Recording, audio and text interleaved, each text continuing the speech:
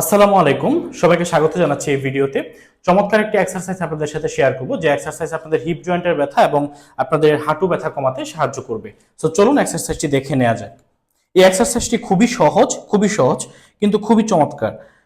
পাটাকে just এভাবে rolling করতে হবে। যখন রোলিং করবেন তখন পায়ে কোনো শক্তি দিবেন না, পাটাকে হালকা অবশ করে ফেলবেন এবং শুধু রোলিং করবেন এভাবে।